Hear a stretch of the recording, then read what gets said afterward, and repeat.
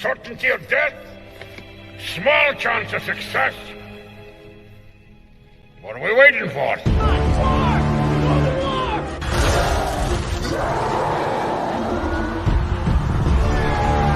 Fellas, I feel this is my lucky day. Brilliant.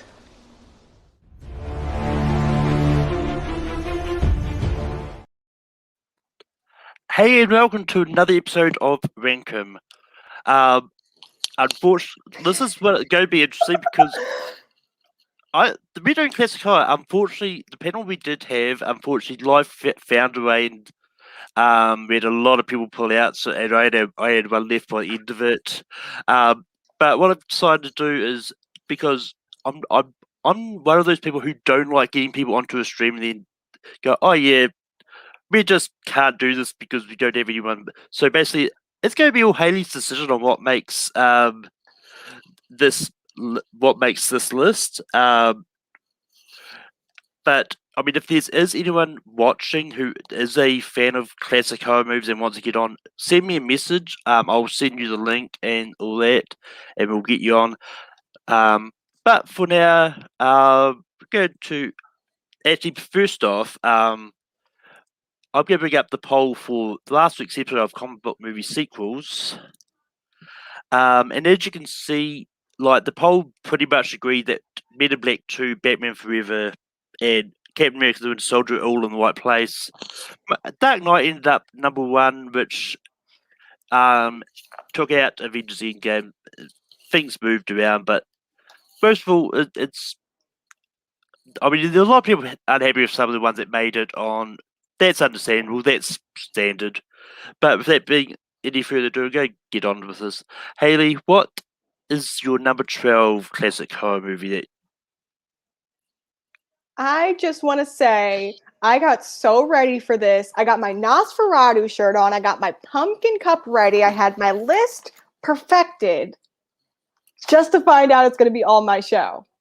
So let's see. All right, I have my whole list down. I didn't have it in an order, but I think I pretty much know what order I'm going to do. For number 12, I'm going to pick an amazing movie, except it's not technically listed as a horror on IMDb or really any streaming service. But I'm considering it a horror because just watch it. It follows every single type of horror storytelling method that classic movies followed. So I'm putting 1951's starring Alistair Sims, A Christmas Carol. Christmas movie, a holiday movie. Now, this is one of my family's go-tos every single year. And it's one of my dad's absolute favorites. And he and my mom brought this up, saying, this is kind of a scary movie if you really think about it. You have three ghosts pretty much telling you, hey, be a good person, or this is how you're going to end up. And then show you, like, a cemetery and how, like, awful your past was and how awful your present is. So, screw you guys. I'm putting Christmas Carol on this list. That's my number 12. I mean, this isn't one that I expect, but this a lot. But being familiar with this story, I guess I do agree with you. Like, it is known as just Scrooge in the UK, which is why I put that in brackets. But yeah, like with this Christmas Carol story, it's one of those ones that, like, when you watch it, you don't think about it. It really is a very scary thing, depending on which version you're looking at. I haven't seen this specific one yet, but I think it is on Amazon Prime or somewhere. But I believe so. It might come up on somewhere close to Christmas anyway. But yeah, what is your number 11? Okay, number 11. And if anyone else was on this list, anyone else was on this panel, and they brought up this movie, I might have said no to it.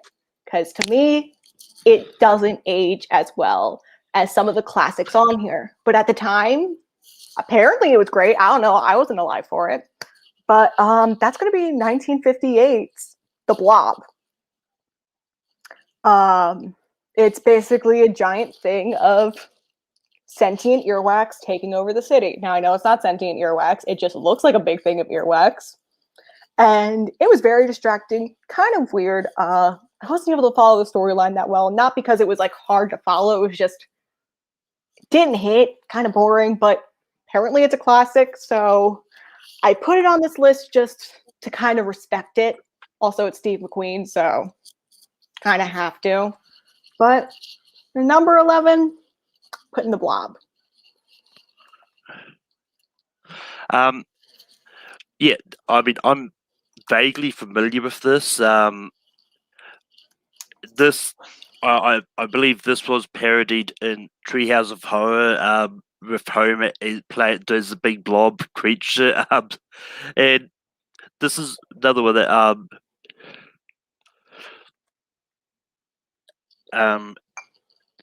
this is another one that is I'm interested in, but it's just not around anywhere. But what is your number 10? I'll be right back. Give me 1 second. I am grabbing a DVD. Okay.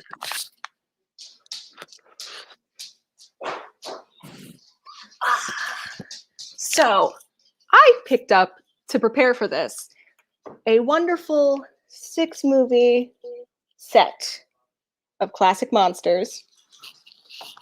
And it was delightful.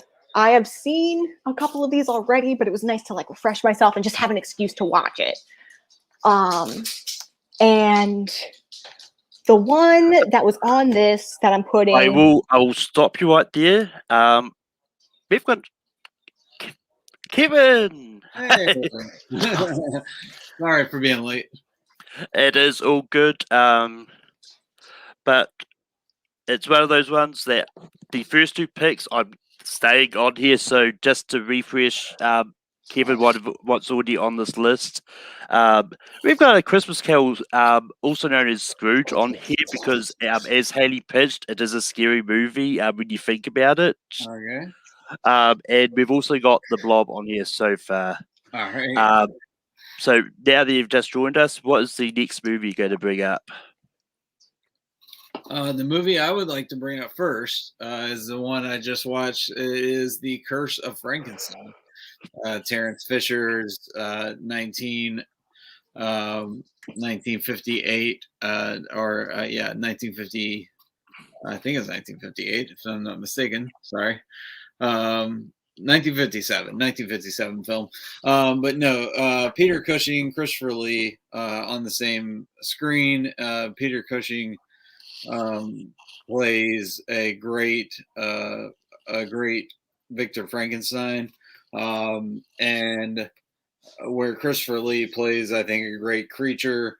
But Lee really does the job there in the Cushing, I'm sorry, does the job there in the Frankenstein role, really being that terrible person. He's just from the very beginning of the when you first meet him, he's young and he's even kind of a douchebag then. Yeah, I mean, and it's a Hammer horror, so you get that color, you get the Paul Krimpa character, and I feel like this is the one they really pulled from in Young Frankenstein, with Elizabeth and that whole storyline. But yeah, like even the whole story is just great, and the way they go through it, I think it's worthy of a top 12 nomination. Haley, what do you say about The Curse of Frankenstein? The only thing I'm going to say about this is definitely not going to be the only Frankenstein movie on the list, and it is also not going to be the only Christopher Lee, Peter Cushing collaboration on this list. That's a great movie. There are just other great movies that are going to be similar, so this is going to be a pretty interesting list going on. Yeah, and I want to see how we order these. All right. So Curse of Frankenstein does make this list. And Brian, yes, Bibbs was supposed to be on here, but unfortunately, something came up for him. He let me know about this. He apologized and all that.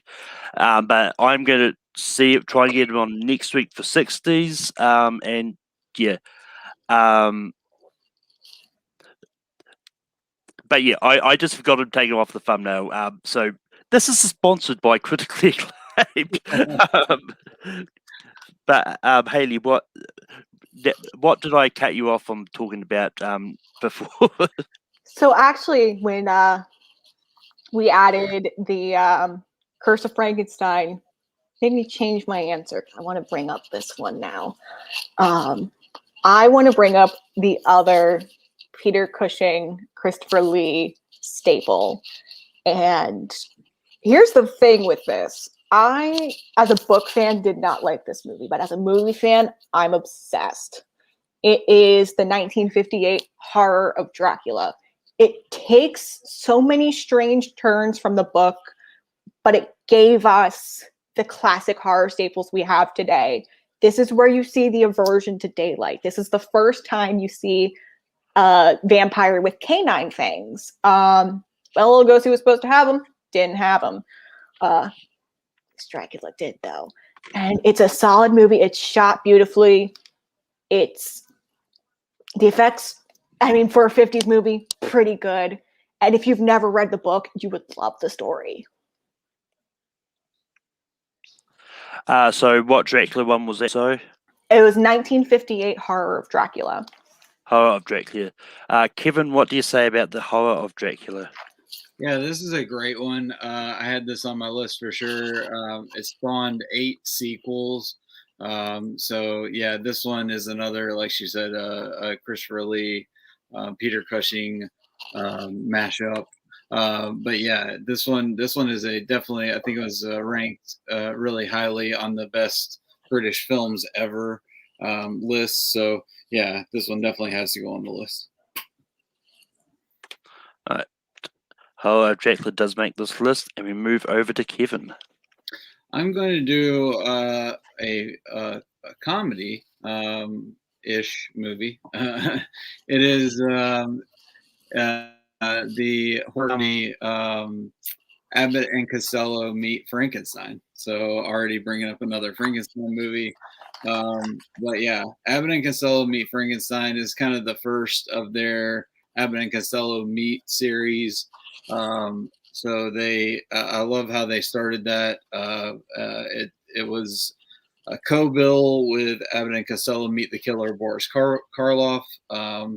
And it was just a great start to that series of films. I love how they brought in the horror comedy. I think that's really what spawned it to begin with, and it even lives on to this day. So, Abbott and Costello Meet Frankenstein. Haley, what do you say about Abbott and Costello Meet Frankenstein? I didn't even think of this one, and I didn't realize this was going to be a more chaotic list than I thought. And having a true horror comedy on here just seems like a really great way to make this a well-versed list. Let's put it on there. Abbott and Costello makes this list. And Haley, I'll go back to you. Which one do I want to bring up? I'm going to bring up the oldest one I have on this list. This movie comes from 1920. It is still commonly put on screenings today. I have one of my close friends actually went to a screening of this movie recently, and I'm very jealous of him. But it has really good storytelling. It has a plot twist at the end, which is really fun, especially for an older movie where it's kind of hard to follow along. It still leaves you that's going to be the Cabinet of Dr. Caligari. You got a dude stuck in a hidden in a little closet, brought to these little shows. He wears way too much eyeliner and a little unitard. Perfect. Let's see if this makes the list. Kevin, what do you say about the Cabinet of Dr. Caligari? The 1920 version. That is interesting. You bring that up. Yeah. So I can go with the 1920 version. That's not the version I normally would go with, but I love this story, the Cabinet of Dr. Caligari story. So just to get this story and this film on the list, I absolutely will vote yes, just to get it on the list.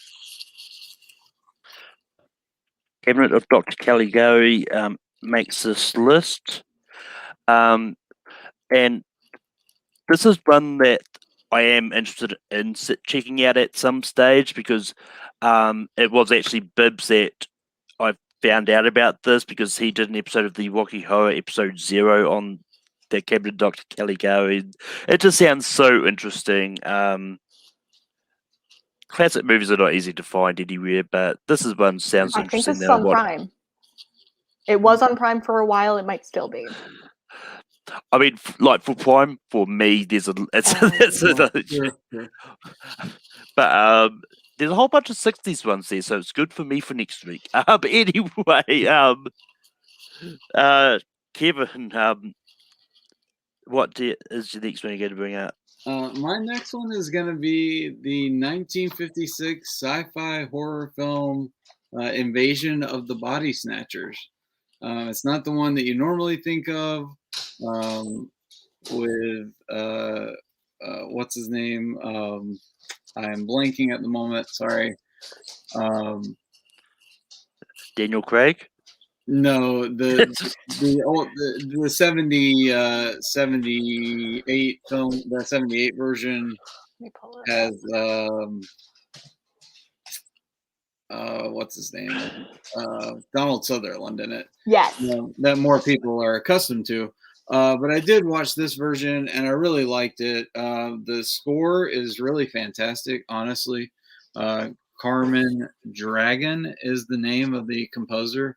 Not really familiar with their work, but just the story itself is really great, with the story of the seed pods, and they do. I think they do a great job of telling the story, and for it being a 1950s film, I think it's a great storytelling by Don Siegel. So I'm gonna go with Invasion of the Body Snatchers.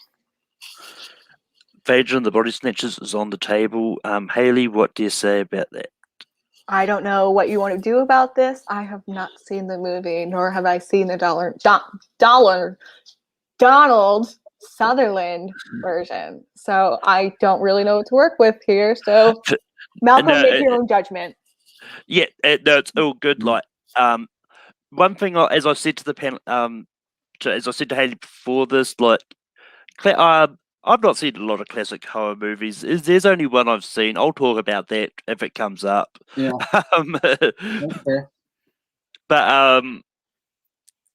But what I have decided I'm going to do is I will act as a tiebreak, and if the movie pitch is something that sounds interesting that I'd want to see, then I'll make my judgment completely based on that.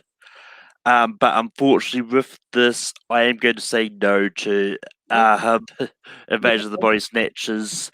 I've seen a lot of versions of this, and it's just one of those ones like I don't know how much. I don't know. To me, it sounds like it's basically the same sort of plot as any of the other ones that I've already seen. So, yeah, it's pretty similar. So, but yeah, with that's not going to make this list, and we go back to Haley. So this is a movie that I watched for the first time on Wednesday, and honestly, I don't know why it took me so long, because I honestly see this being in my top 20 of all time. After seeing it, I absolutely fell in love with this movie. This is 1935's Bride of Frankenstein. Now, the 1931 version, which this is a sequel of, I don't know if it's gonna make the list. It is a little messy. The effects are a little. It perfected everything in The Bride of Frankenstein, and it's a beautiful movie. I love the acting. There's some comedy in it in like a really weird, dark way that holds up like almost 100 years later. And it's just this beautiful movie, and it's really sad at the end. It almost felt like a rom-com for a second, and then it got sad. I won't give it away because it even like kind of surprised me a little bit, and I was just like, tragic. But really hope this makes the list. It's very good. Kevin, what do you say about The Bride of Frankenstein? Yeah, I mean, this version of Bride of Frankenstein I actually do like. I will also say that the previous version that we were talking about of Invasion of the Body Snatchers is also kind of a rom-com, but in the way that you're talking about. But yeah, I mean, I see what you're saying. Yeah, this one I feel like. This one does a great job of picking up, kind of where the Shelley story leaves off, and does a great job. So yeah, I will definitely, I'll say yes to this one. And Bride of Frankenstein makes this list. I also probably would have suggested this too because, but from what Haley said about it here and from what people said about it when we did horror movie sequels a few weeks ago, it's definitely one that I've always wanted to see. Like anything in that Universal Monsters series is one that I've been trying to track down for the longest time. But Kevin, what's the next movie you're going to bring up? I'm going to bring up 1932's Freaks. It's a Todd Browning movie. It's very controversial. It was banned in Britain until the 1950s. It's Browning, coming off the success of Dracula, he made this movie and he wanted to make something different than the norm. Freaks is an examination of the monstrous extremes of human nature. And it really does makes you question like your preconceived perceptions of like the norm. So it's a really shocking horror movie, and for that to be happening in 1932 to me was it's just really something different. So I think that's a cool thing. But yeah, it's the worst monsters are those that walk amongst us undetected is kind of like the theme of the movie. So yeah, Freaks from 1932 is one I'll put up. Haley, what do you say about Freaks? So here's the thing. Also haven't seen this movie. However, and I've never even heard of the movie. The way you pitched it to me and the fact that it was banned in the UK is very intriguing, and now like I really want to watch it. Like I might even watch it tomorrow. I have not seen it, but I just kind of want to go crazy and say yes. Yeah, I mean, I would have suggested it too because this does sound really interesting, and I'm kind of curious about why it was banned. But I mean, once again, and what's probably going to end up being a theme with this, my only ever interaction with this was when it was parodied in Simpsons 3 Hours of Horror in one episode, and the line "one of us goobly goo" is just the one thing I only know about this. But with that, we go back to Haley. So here's where I start to get picky because there's 3 spots left, and there's 3 movies that I believe absolutely have to make this list. And I have to pick which one I believe deserves to be on here most. And there's a movie that I think is kind of better, a little more iconic that's on my list. But there's another one that's a little more different than the others. Not much, just enough to make this a nice, versatile list. I'm going to go with 1933's The Invisible Man.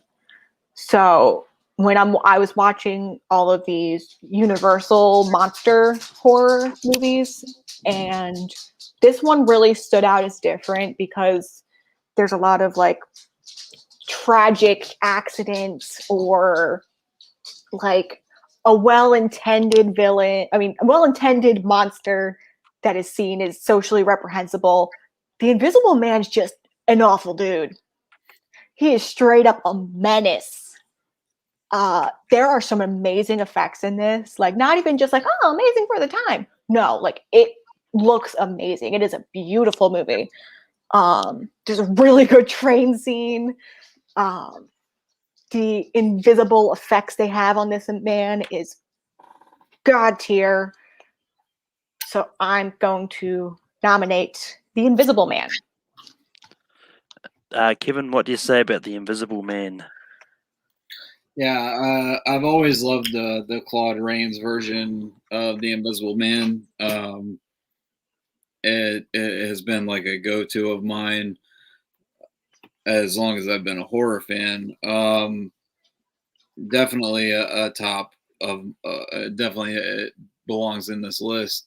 I don't know how much else there is to say about it. I totally agree with everything you said, Haley.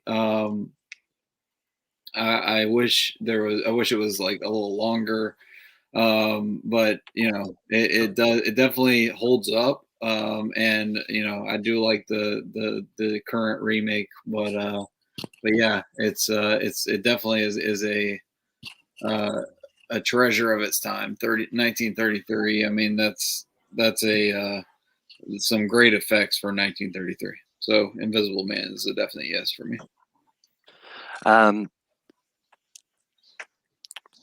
But with that, we move over to Kevin for his next nomination.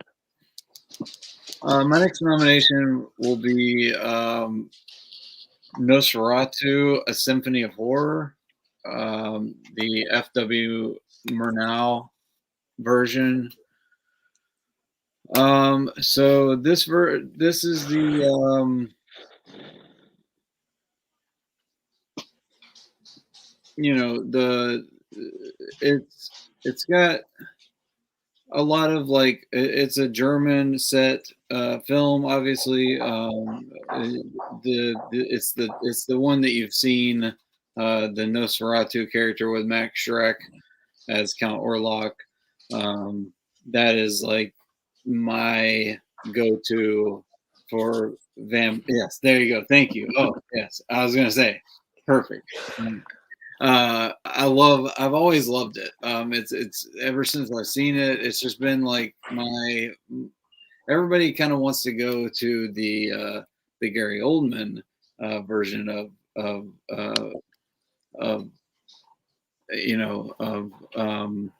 Dracula, but I love the Max Schreck Transylvanian Dracula, the Count Orlok version. So yeah, I just had to put this out there. I know we already have the Horror of Dracula on here, but I'll put Nosferatu, A Symphony of Horror, on here as well. So Haley, you've got the shoot. Do you say yes? Absolutely not. No, kidding. So there's a couple things I want to say about this movie. So I mentioned that Horror of Dracula was the first one to have canine things. And I'm going to go on a mini rant. A lot of people that talk about like vampires in film credit this movie to the first vampire movie to have fangs, which I hate that take because Nosferatu and Count Orlok's mouth is all fang. Like, what do you like? Stop saying that. 1958 is the first appearance. Oh my god, that makes me so mad. Okay, rant over. Not only is this a great movie, but this is part of one of the funniest SpongeBob bits. So for that reason alone, it should be on this list. But it's also an amazing movie. Amazing movie, amazing SpongeBob bit, fangs, t-shirt. What more is there to say? Yeah, this is one I've seen various clips on Watch Mojo lists and that, and this is one I would have said yes to if I ended up having to be the tiebreaker. But yeah, this looks interesting, and Christopher Walken is great in this movie. Those that are geek will know what I'm referencing because he plays Max Shrek and Batman. But anyway, probably not the same one. But anyway, Haley, what is your next nomination? So I'm really happy you picked that movie because out of the 3 movies that I was like fumbling on, that was one of them. Nice. So I'm going to put the last one of those 3. I can't speak of those 3. Might be an obvious choice. I know this monster's been on here a couple times. He's going to come on one more time. It is the 1931 Bela Lugosi, Undead, Undead, Undead, Dracula. It's Bela Lugosi. It's an amazing movie. It's near perfect. I don't need to say anymore. Kevin, what do you say about Dracula?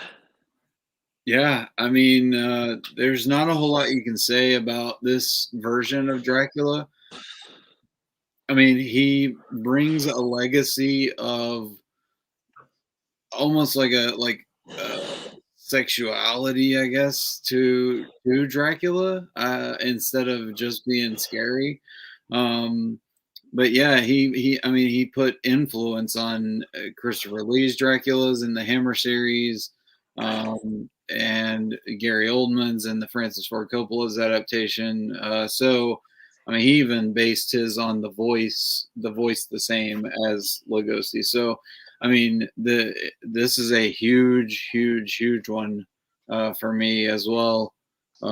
Looking back at classic horror, so yes, I have to say yes to this one. We have got one spot left. Kevin, do you have the movie that's going to fill that last spot? This is gonna be a tough one.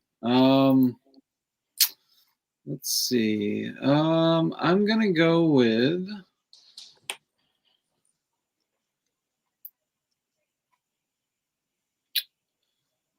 Let's see.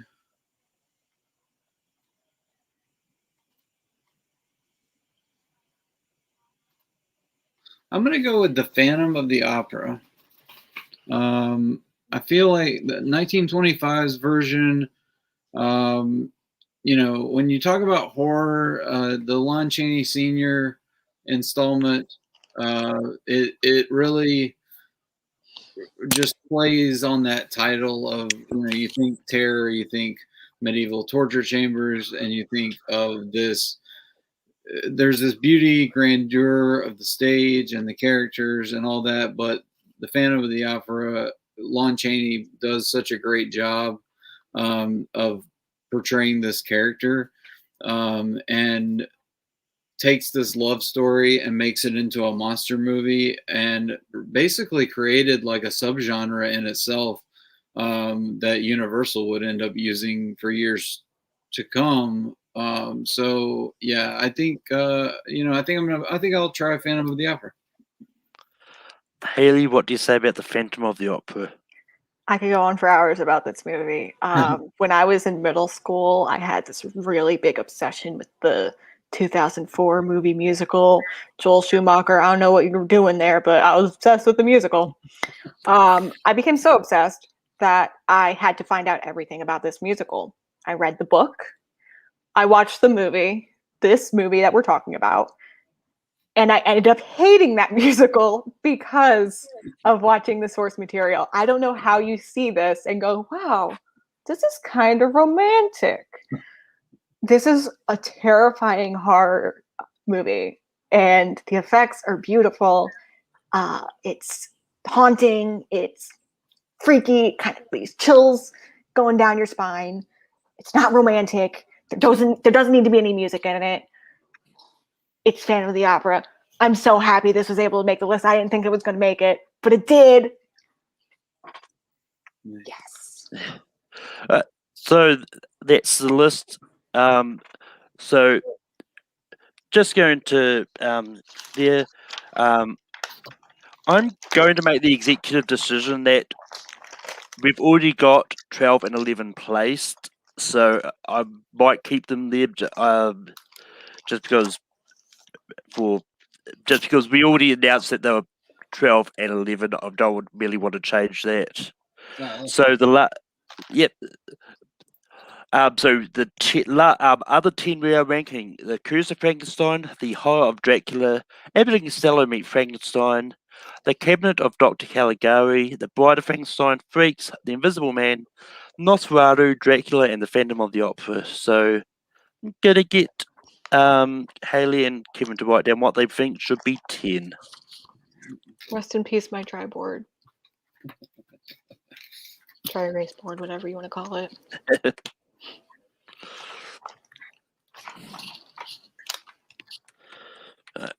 But Haley, what do you have for 10? First of all, I want to say whether this list happened normally or not, those would have always been my bottom 12.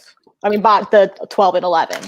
Yeah. The next one I'm going to put on there is Abbott and Costello meet Frankenstein. And Kevin. I don't know if this was one of the bottom ones, but I was gonna. That was already on the bottom. Oh, it was on the bottom. Okay, Yeah. then I'll go with you on Abbott and Costello.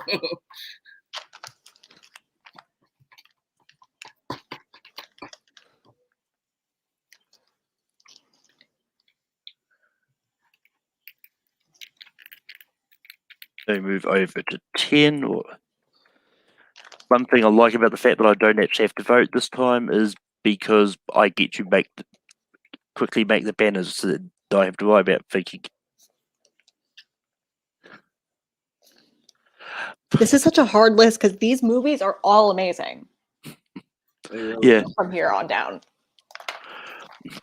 And yes, they always go fast when the panel is small.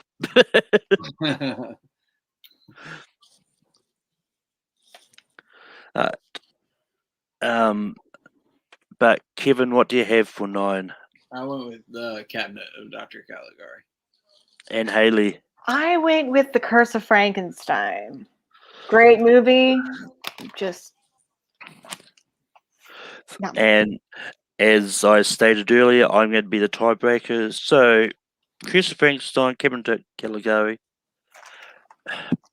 There's one I want to see more, and that is the Cabinet of Caligari. So, Curse of Frankenstein is going to be number 9. Okay. And now we move over to 8.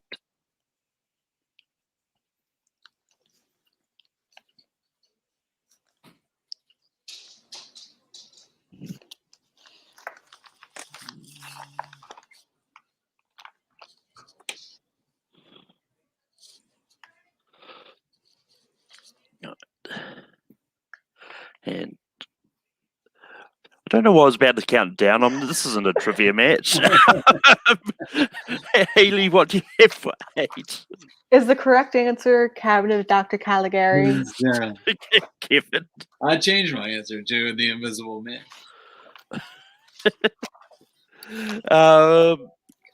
But yeah, I'm going to be tiebreaker again, and unfortunately, Invisible Man's going to be 8 because I mean, That's a plot twist. That is a plot twist. I didn't know which way we were going to go with that.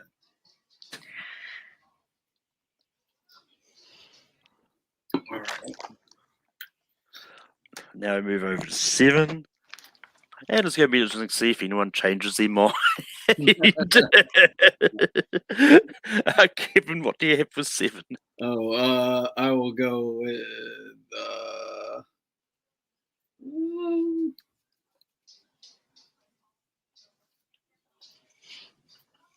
let's go with Bride of Frankenstein.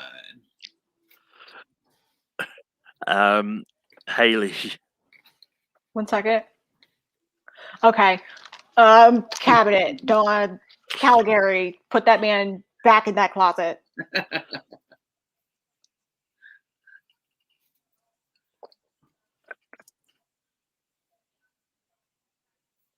And which means 7 is going to be that because No, Haley was just stuck on that now.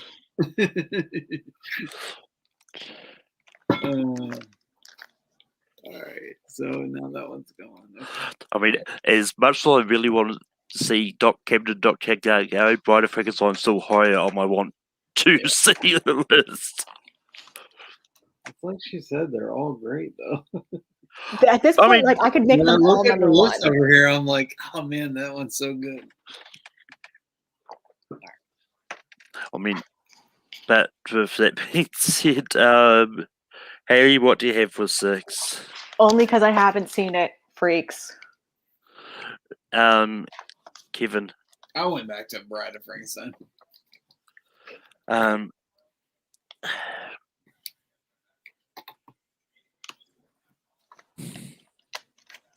Of this. See it though. That is a great one. I might watch that I'm tomorrow. gonna re-see it now if I can find it.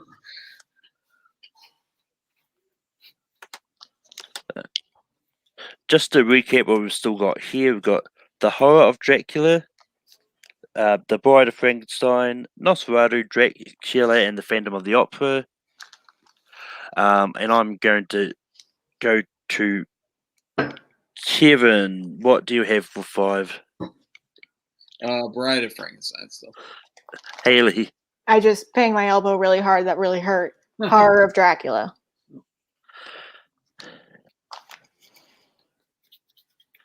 I'm going to do the Decidis.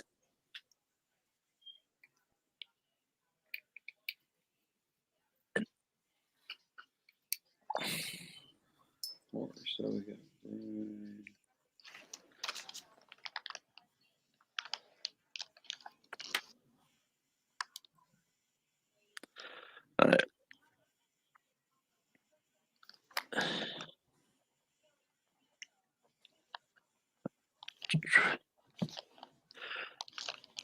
Haley, what do you have for number 4? PTO, Phantom of the Opera. Kevin. Yeah, I'll go with Phantom of the Opera.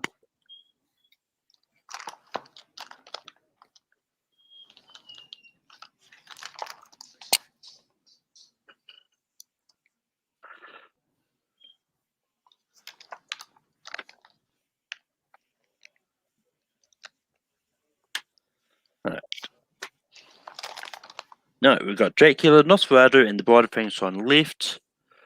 Kevin, what do you have for number 3? I'm gonna go with Nosferatu. And And Haley. Got to knock my boy off. Nosferatu. And now instead of going for your number 2, you're going straight to number 1. I don't want to pick. I know, right? It's like picking between my 2 favorite children.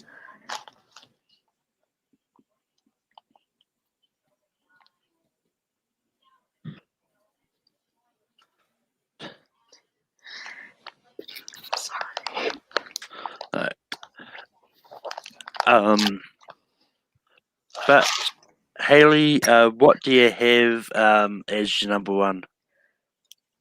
I don't want to say it because they're both amazing movies and I love them so much. But I have to go with Dracula. And Kevin, what do you have for number 1? Bride of Frankenstein. Raise this up to me to decide. No pressure. I had to do it with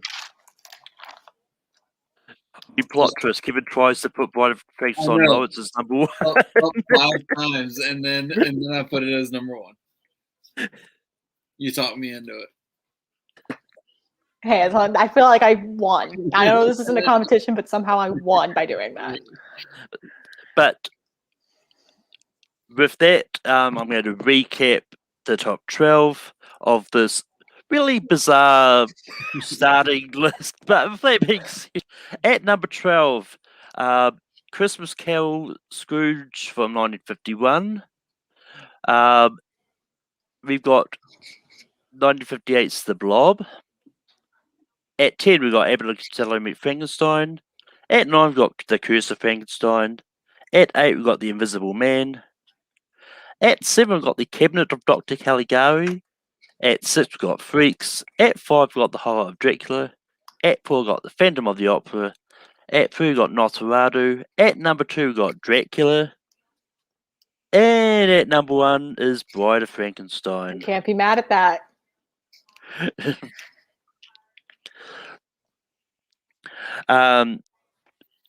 But it's, with that being said, this was fun. Even though we had a little bit of touch to go at the start there, we didn't really know what was happening, but we got there in the end. We've got 60s next week. Kevin will be back for that. Haley, where can people find you online? You cannot. Actually, Haley Kenny on Letterboxd. I've been using that a lot again. I just reactivated my pro membership. I also want to bring up before we go, I have some honorable mentions. And there's only 2 that didn't make the list for me, and that was Frankenstein and Creature from the Black Lagoon. I feel like this list should have been longer just for them. And every single movie that was not on this list that is listed in science fiction double feature picture show, that they all belong on the list too. That's it. Don't stop the count yet. We're still rolling. It's